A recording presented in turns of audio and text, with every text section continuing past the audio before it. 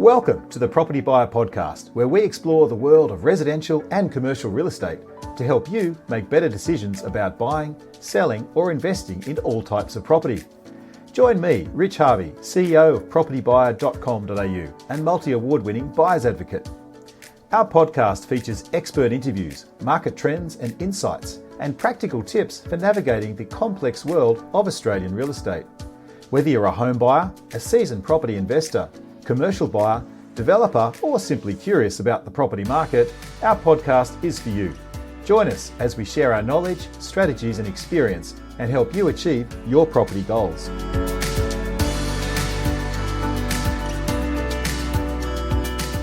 Welcome to another edition of the Property Buyer Podcast. Today, I'm joined by Peter Diamantidis, Director of Ray White Unlimited Group, one of Western Sydney's most respected real estate professionals. Peter's been in the industry over 20 years and witnessed the transformation of Western Sydney firsthand, from affordable outer suburbs to one of Australia's fastest growing regions, particularly with the new airport coming online.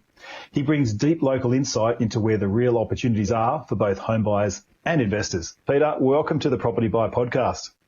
Thank you for having me. It's great to have you on. Look, before we dive in, we've got a tradition where I'm going to throw you a little philosophical quote, and I'd love to get your perspectives on that quote. And the thought today, Peter, is start where you are, use what you have, do what you can. And that's from Arthur Ashe. What do you take from that quote? Well, I would say just whatever you have, just run with it. Like every day is different, in my opinion. But the way that I'll be taking it is just whatever you have, take 100% of it and run forward with it. Yeah, love it. Yeah, I think a lot of us, especially in the Western world, we're ungrateful for what we actually have. Mate, you just need to take a trip to Manado in Indonesia or the Philippines and just to see firsthand what poverty can do to countries. And, honestly, we are so blessed here. So use what you have, do what you can. Yes. Love it.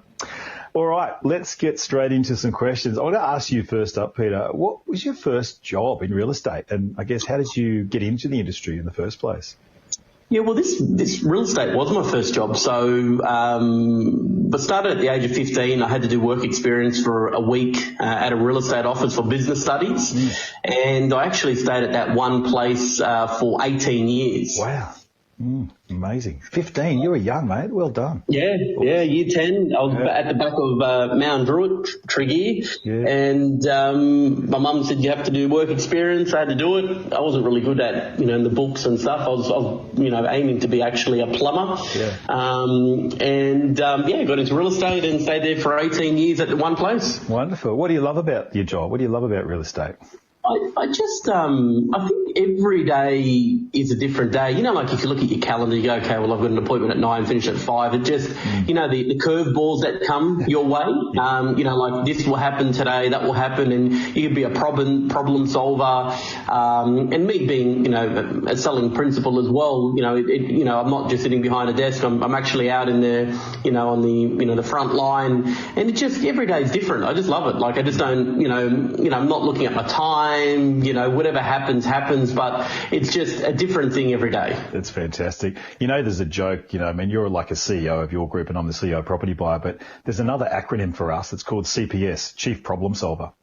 Correct. And I try to get my team, instead of coming to me with the problem, don't just come to me with the problem. Come to me with the problem and 3 suggestions on way to find out a solution.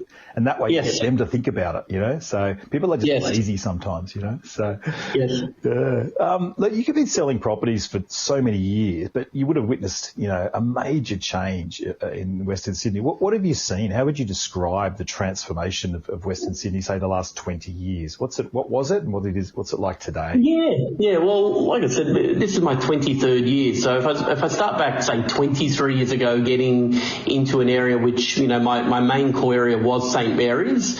St. Mary's now, as you know, is on the fringes of where the new airport is and things like that. So 23 years ago, it wasn't, how can I say, as good. We had, how can I say in a nice way, like a lot of social housing in the area which, wasn't looked after, empty shops in the street.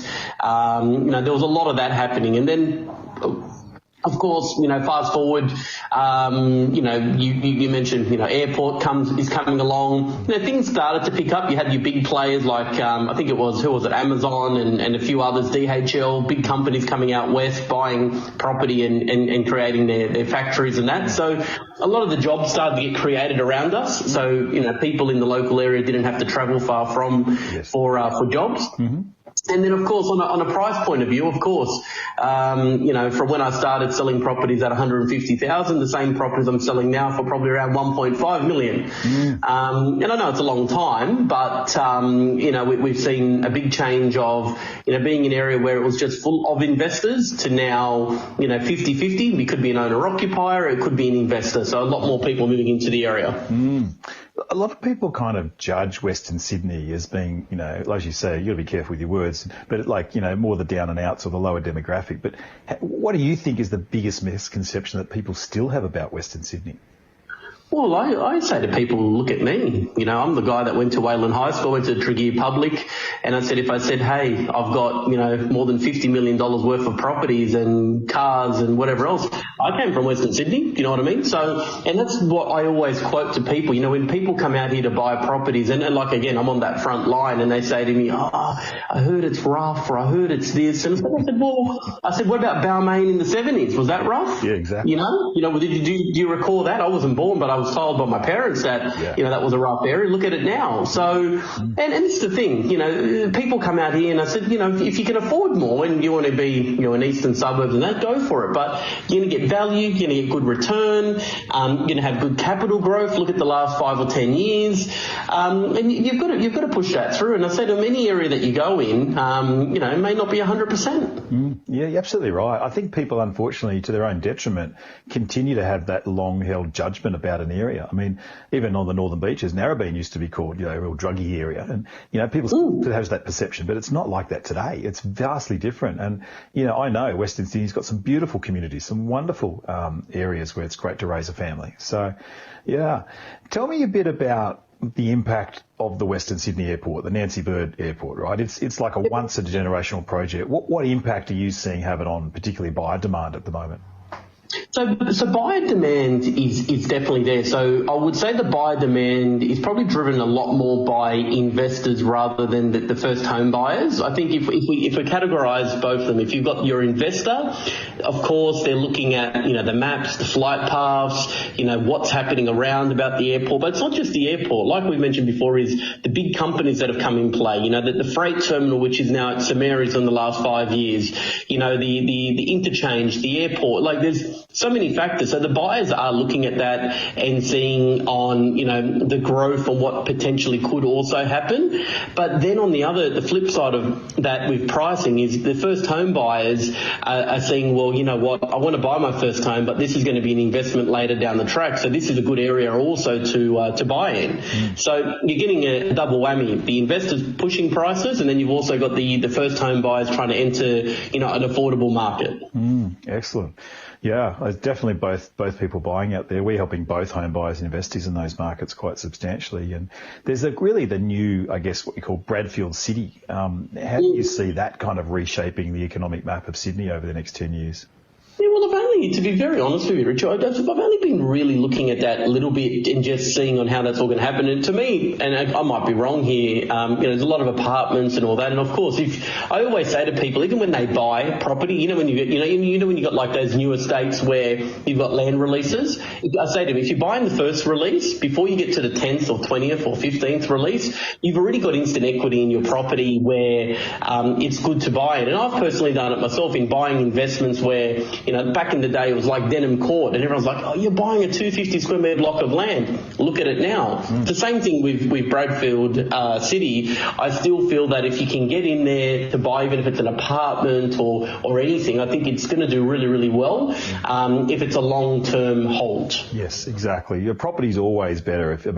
People that are short-term traders tend to make losses because of the transaction costs. But as you say, if you've got a 10-year horizon, you're going to do well. So tell me a bit about, I guess, with all of this economic activity out there, are locals seeing changes in new jobs? Is there new sort of infrastructure? Is there new lifestyle options? Tell me a bit about that sort of change in the dynamic there. Yeah. And the good thing about it is, as well, Richard, I was out this way where I lived here for many, many years and I was brought up here. So, and I look at it from my point of view is, let's say, just Penrith. Penrith is one of the surrounding suburbs. Now, when I was around here, you might have had maybe 2 good eateries and that's it. Now you've got all the big chains. They're all in Penrith. You've got so much, like Penrith itself, you won't even have to leave from it because of all the infrastructure and what they've done. Now, from living there as a family, it's great. But then if you're looking at it from a job perspective, how many more jobs are out here? And I'm seeing it. Like, we manage over 3,000 rental properties. And if you look at all the applicants, they are now working out here. They're not like back in the day it was, I'm applying in some areas, but I have to, I work in Central or I work in North Sydney in an office. All the jobs are now in Western Sydney, or even at, like, worst case, Parramatta. So again, for people, like families, it's great, but then it's also for job security and that, it's also a bonus. Tell me, I'd be fascinated to ask you too, just on the applications you're seeing in rentals, what sort of incomes are people earning? Because incomes are a big determinant of property prices, right? But what are the renters earning as an income? Right? Yeah, so normally, like if you had just like, I say, a standard home, it could be in some areas, and it could be, let's say, $650 a week, $700 a week. They're probably earning, like, if you got total incomes, probably around that maybe 130, 140,000 on average. That's probably our average. And then of course you might get, more if they're based on commissions and, overtime and stuff like that. Yeah, okay. That's very affordable. I've got some questions about, like, investors looking to take advantage of the whole Western Sydney market. What do you think generally makes Western Sydney a really solid long-term investment play? What's the fundamentals driving that market? Well, the fundamentals, of course, we mentioned is the airport, but it's not just the airport, it's what comes with the airport. Exactly. What else? The hotels, the hotel chains. Like I was only, being notified recently. I think Meriton are trying to buy sites out this way. And if you've got people like Meriton and these bigger companies looking at doing things, of course, what's that going to do is going to create more jobs. It's going to create more housing. And these are big things that are out here for investors. Now, even if you're an investor and you might go, I only want to spend a certain amount of money, you can still buy something and you can actually look at, what has been the growth in the last 3 years. I always say to investors, look at the last 12 months, look at 3 years, and you can then foresee on what growth that you're going to potentially have in those areas in the next coming years. You mentioned hotels being built. Actually, one of my friends is a project manager building the hotel that the Perich family are building out towards Oran Parkway at the moment, because there's lots of demand out there. So you obviously know a lot of pretty cool suburbs. Like, you've got such an awesome and intimate knowledge. I'm curious to know, if you're happy to share, which pockets or suburbs do you believe are, like, what I would call undervalued right now? And really have that infrastructure push. What do you think is undervalued and what do you think is going to rise a bit faster than the average? So what I've always looked at is you always get your hot suburb, and the hot suburb at the moment is St. Mary's, and we all know that. St. Mary's is one of the, you look at all the articles, you get Channel 7 ringing me, you got Channel 9, we do all this. Even today I've got Paul Caddock or whatever coming from Channel 7 to do an interview about St. Mary's. Yeah. Now, if you look at it, if you buy in St. Mary's, will you go wrong? No, you'll still gain, but look at the smaller fish. I call them smaller fish. Look at areas like Werrington, Cambridge Park, Werrington County, Werrington Downs. They're areas where some people are thinking, it might be too far, but technically it's probably 5 to 7 minute drive, but you might be able to save around $100,000 off your purchase price or even more, but get the same rent return. Yes. Yeah. Now, Go on. I was going to say, as you know, a lot of my staff have been buying off you for years, and we used to buy a lot of properties out at St. Mary's. Remember back in the day we were buying 300K and we were putting a granny flat on the back for 90,000 and getting a 10% yield. I mean, that was the golden days. But, that St. Mary's area, we think it's absolutely awesome. But what you're telling our listeners here right now is don't just look at what's called hotspot. Look at the surrounding areas. You get that ripple effect of growth. As you say, Cambridge Park, Warrington Downs, like, you're going to get growth, even better growth, got a lower entry point and getting a similar yield, right? Oh, 100%.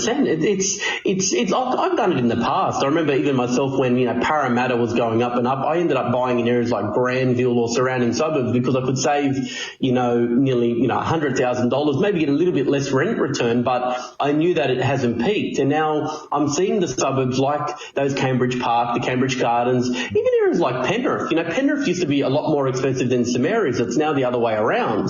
So, eventually it will gel together, but if you want to save money, if you want to buy, I call it value buying, these are the smaller suburbs that you should be looking in because I think they've still got a lot more in them. Is there any other little nuggets you want to share with us apart from the ones you've just mentioned that you think? I would say that's still the Mount Druitt area, the surrounding areas, the ones that we used to buy, if you remember, at $200,000. Yep. Those now, you could probably still pick something up in that maybe high sevens, early eights, which, again, if I said to you and to any of your listeners and said, hey, I can get your house under $850,000 and get you a return of, say, $550 a week, you're not going to really get anywhere in the metro area. But think of it, in this metro area, if you can still pick up something at that price, again, you can't go wrong. The average price, your median price is going to be just $1 million full stop in the whole of Sydney. That's right. Yeah. Well, Domain just put out their report a couple of weeks ago saying median house price is now 1.75. It's huge. Yeah, well. Peter, I want to ask you about rental yields. So how do rental yields compare in the areas that you service around the West compared to the rest of Sydney, and what's driving that strength of the rental market?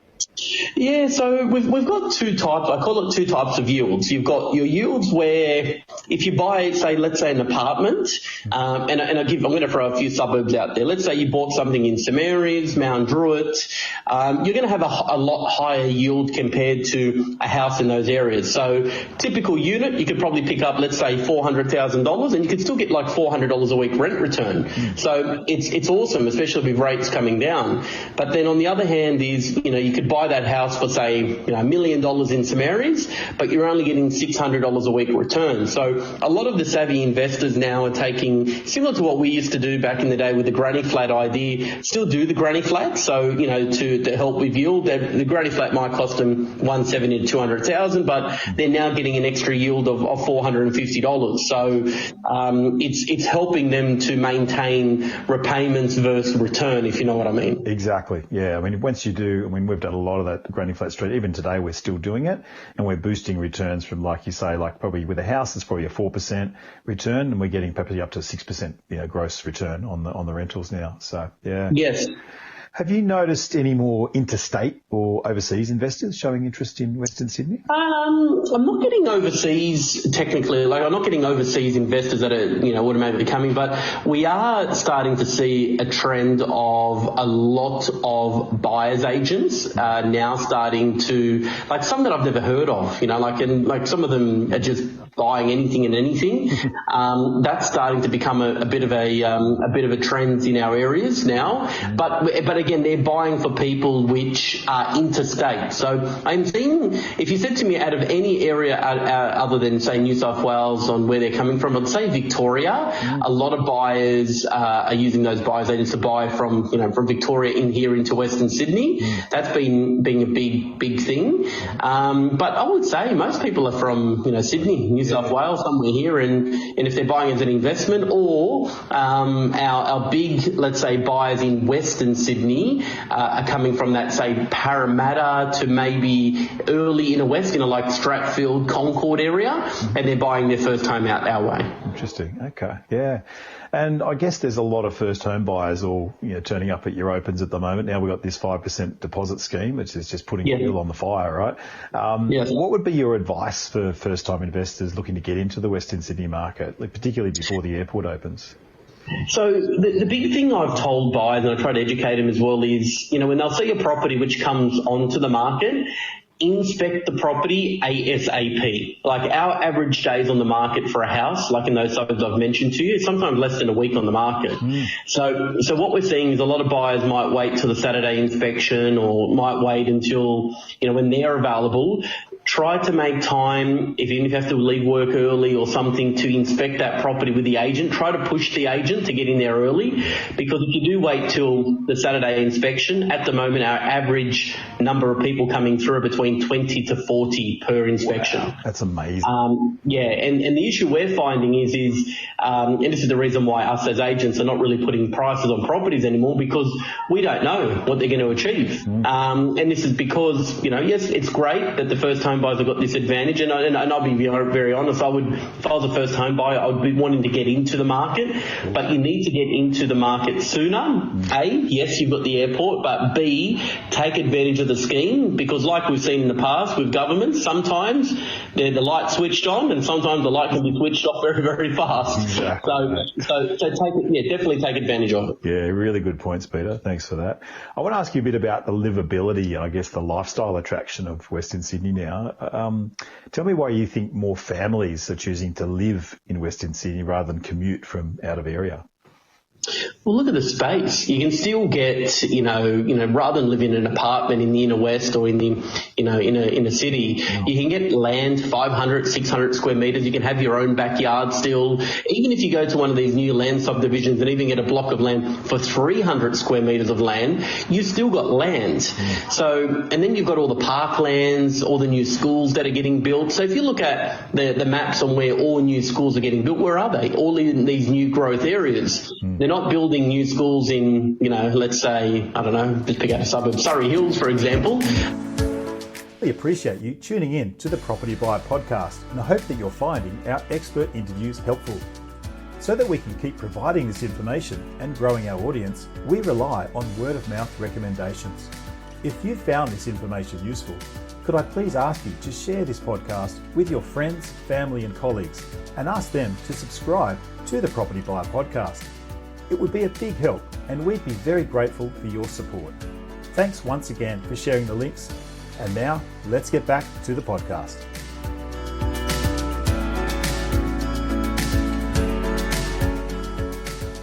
The comparison in Surrey Hills is, you can't build, let's say new schools out there. So all the new schools and infrastructure and everything is all happening out here. So, if you've got, a child at 3, 4, 5 years of age and they're now going into school, you've got brand new infrastructure, new equipment. And this is another attraction to families moving out west, because remember, go back 20 years ago, it used to probably take you an hour and a half to get into city. Now, on good days, with probably 45 minutes with all the new motorways, you can commute very, very easily. Excellent.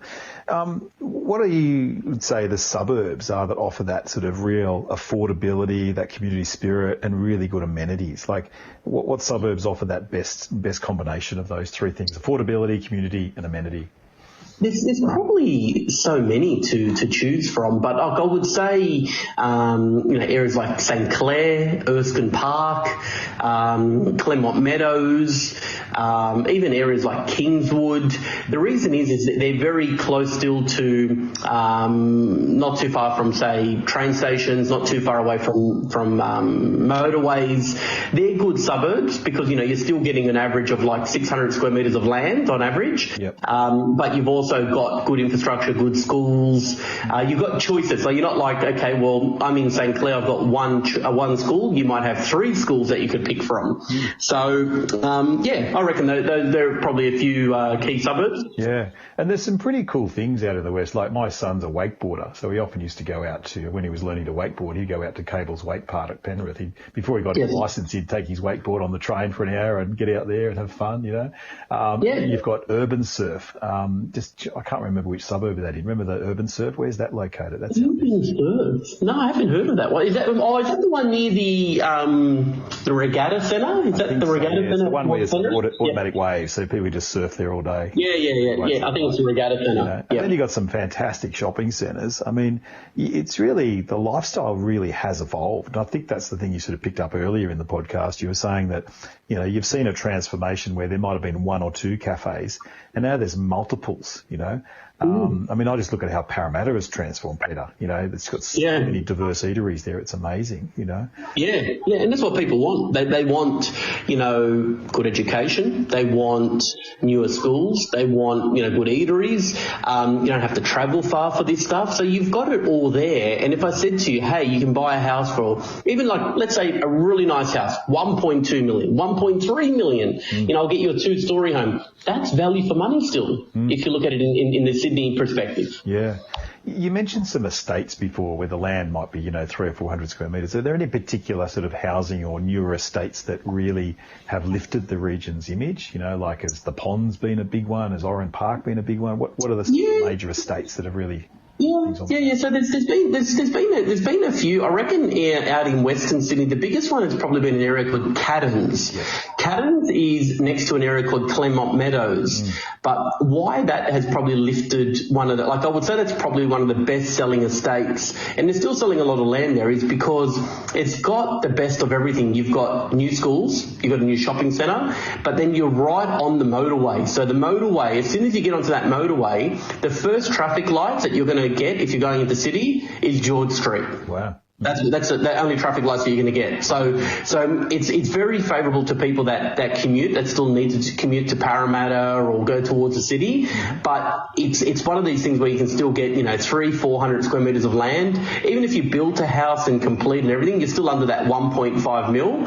And average, you can still get something maybe 1.3, which might be only 4 or 5 years old. Fantastic. And you've also got University of Western Sydney. It's got its campus out there. Yep, you got that. You got the Nepean Hospital. You're close to the new metro, and all the new metro stops now are there. So if you are at Caddens, that suburb, you will be 2 stops to the new airport. So you'll be less than 10 minutes by train. Yeah, fantastic. That's so good.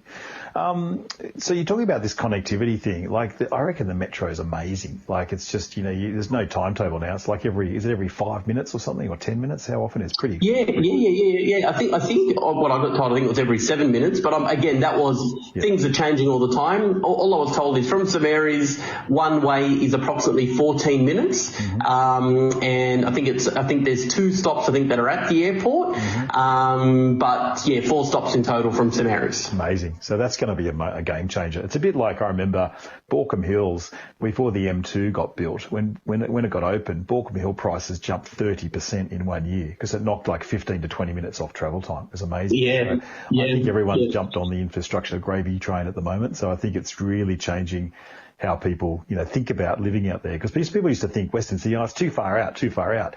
But interconnected with the metro, with the highway, and now with this new airport, I think it's a game changer, don't you? Oh, 100%. And then one thing we didn't probably touch on as well is St Mary's itself, and I keep bringing that to St Mary's because I think that's the major interchange. I think that's the connection to everything is there's still talks, if you look into it, in the Tullawong line eventually to be done. So meaning is St Mary's, of course, you change, you go towards Badgerys Creek, but there is another line that they've been talking about now for probably around 5 or 7 years, probably 7 years now, where they've been talking about doing another railway line connecting to St Mary's, coming from the northwest. So that could be another key part that could be very important for infrastructure, things that happen around that line, and that's definitely future, something will definitely happen. You kind of answered my next question, which is which suburbs do you think will benefit the most once the airport is operational? So I think obviously St Mary's is one. Is there any other suburbs that will really kick off, do you think? One suburb which I found a little bit, now again, there might be something that I don't know, but if you look at it, there's an area called Luddenham, which is right on the foot of the airport. Now, I believe that is still very good value if you can still get just a 600 square metre home. Now, of course, there might be maybe a little bit more noise being very close to the airport and stuff. But last time I checked, you can still get houses for under 1.2 million and you're less than 10 minutes to the airport by drive. So I think that's still good value. Or there's a new suburb, well, it's not a new suburb, but there's new land releases now getting done in an area called Orchard Hills. Now, Orchard Hills is near Caddens, that area that I mentioned before. And like I said, buying first, second, third, fourth releases. I've been told it's probably around a 2-year turnaround, I definitely see that there would be probably instant growth in those in that suburb. Oh, fantastic tips, mate. This is great. I guess you've dealt with a lot of buyers agents over the years, and you've obviously dealt with several people in my team. I guess what's it like working with buyers agents? Do you think that using a buyers agent like ourselves is a good thing to help people? What's your perception on that? Oh, no, definitely. Like, if it depends, if you're time poor, and I'm a real estate agent, and I can comfortably say that I have used buyers agents because, I'm time poor, I'm running 7 offices, I'm managing over 100 people. I'm not going to have time to inspect properties myself on a Saturday and things like that. So a buyers agent definitely, if they do all the correct research on the properties, know their ins and outs. That's what I like about it. So, like as I said, Rich, back in the days when you had Stuart and you had all these other people, it's been 20 years since, exactly. And still to this day you've got Nikki that's working with it. She calls me all the time. She calls me at 7, 8 o'clock at night. Now that's good because, you don't have a 9 to 5 buyer's agent. You've got a buyer's agent that's trying to look for a good deal. And don't get me wrong, even with us doing high transactions and stuff like that, there is deals out there because some of our owners are like, no, Peter, I need it sold now. It needs to be sold off market. Contact, your best buyers. And who are they? You guys, of course, are one of them straight off the top. And I'll just say, hey, we've got 24 hours. We need a buyer. The lady's gone into a nursing home, whatever. We need it to be sold. They don't want to go on the market. And it's sold. That's the deal. So right. Buyers agents, definitely worth it. Do your research. Make sure they're reputable. There is a lot of, like I mentioned in the podcast, buyers agents, which I've never heard of, operating from homes. I don't even know. And then, of course, what happens then is property sold, they've acted, we're left with the landlord. The landlord's got, no idea what he's bought or anything, and sometimes can end a little bit nasty. Yeah, exactly. So you're absolutely right. Yeah, make sure they're qualified, they've got experience, they're members of Real Estate Buyers Agent Association, and follow a code of ethics is really important. Yes. I know you're a busy man. I've only got about 3 more questions for you before I let you go. I'm really curious to know, putting your crystal ball hat on, right, looking ahead, getting your vision goggles out, 5 to 10 years ahead, what do you think Western Sydney is going to look like as a place to live, to work and invest? I reckon Western Sydney, like if you said to me 10 years from now, we're sitting at 2035. Of course, I believe that there'll be a lot of land which looks available now, which will be bought and developed. I still think that there's going to be so many little mini estates everywhere built in Western Sydney, and I think the infrastructure is going to be there. I reckon it won't be as congested as being in the city, but I reckon it will get more congested. But I think on the flip side of things is I think prices will skyrocket. I just think that, we look at prices today and go, oh yeah, but they only sold for 800, now they want $1 million, that's too high. But I think, really look at the whole of Sydney, and I keep bringing back to is where can you get a house under $1 million? Where can you get a house under 1.2? So from a price point of view, 10 years from now, some areas, I reckon your average price will be probably 1.6, 1.7 million on average, at least. What's the price today? Average price for a house? Well, you probably get something for around maybe $1 million. At least, $1 million. So you probably have a $700,000 increase, and I'm talking minimum, in that period of time. See, really, over the past 15 years, Peter, properties have tripled in value. See, I remember we bought through Stu, we used to buy properties at $300K, and now you're saying they're worth, 1.1 thereabouts. So they've done extremely well. And if you look at generally on average, Sydney property prices, particularly Western Sydney, which is coming from a more affordable base, have done 7% plus to 8%. So if you hold a property, it does 7%, you'll double it in 10 years. And it's no joke. It's pretty simple maths, Yes. I agree. For anyone sitting on the fence who's kind of like listening, going, oh, I just don't know, what's your message about buying in Western Sydney right now versus delaying another 12 months? Because I often hear this thing, oh, the market's going to crash, or this is going to happen, or banks will change their policies. What's your advice for anyone that's sitting on the fence?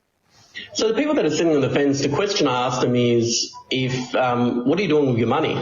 If it's sitting in a bank account and let's say you've got a 10% deposit or a 20%, do you feel that you'll get a better return in 12 months' time? Most of the time, people say no. So what they'll basically do is, I give them the option is, okay, well, if you don't buy today, that property will jump up maybe 10%. And even let's say it doesn't, it stays the same. it's a long-term gain. So most people are saying, I'm going to buy a property at least 5 years or at least 10 years. So I say to them, if you buy it now, it's like you're planting the seed today, and in 12 months' time, it'll grow a little bit, but then it'll grow further and further. And then sometimes it may stop growing for 2 years, but then it shoots back up. So my advice is, in a nutshell, is to get into property as soon as you can. And yes, you can set and forget it. So you can leave it there, park it there, but it will always go up at some point. Yes, we've been lucky in the last 5 years, especially in Sydney, Western Sydney. We've kept going up and up and up and up and up. And everyone says there's going to be a correction. I said that too a few years ago. But I think what it is now is it just really works on supply and demand. Immigration's open. People are flooding into Australia, and they need somewhere to live. And where can they build? Western Sydney. Exactly. And last question, you kind of already answered, but what's the best piece of property or investment advice you've ever received, or maybe you'd just like to share with our audience today? Probably the best advice, I don't know if this would work with some people because, different age groups and that. The best advice I got was, on my 18th birthday, I bought my first property. And I've always believed in property. And I know people buy shares, they buy crypto, they buy all that. But I said the property is your retirement fund. For me, it was my retirement fund. So every year I tried to, invest, to buy properties, pull out equity, do whatever I could to keep buying properties. Just think of it is, yes, there's super out there, but I reckon property is technically my super, and my secret is the more properties I can technically buy, the better now, for when I'm 55 or 60 years of age, I can retire, and that's basically my income. Wonderful, mate. I couldn't agree with you more. So I've been chatting with Peter Diamantidis from Ray White United Group. Peter, thank you so much for sharing your thoughts, your knowledge today. And by the way, well done on building such a massive portfolio. You're one of the few agents that put their money where their mouth was, into property, mate. Well done. That's it. Yeah. Appreciate it. So thanks again for being with us today on another edition of the Property Buyer Podcast. Thank you, Peter. We look forward to seeing you again with another edition. Bye for now. Perfect. With us on another Property Buyer Podcast. If you have a question you'd like to ask, please click on the SpeakPipe link and we'll answer this during the next episode. If you're looking to buy a residential or commercial property in the near future and would like to get the added advantage of having a buyer's advocate on your side, then please reach out to my team today and send us your inquiry, and we'd be delighted to help. Please visit our website at propertybuyer.com.au, where you can stay updated with all my latest market updates, weekly blogs and live suburb profiles to help you make better property decisions. We look forward to connecting with you again on the next Property Buyer Podcast.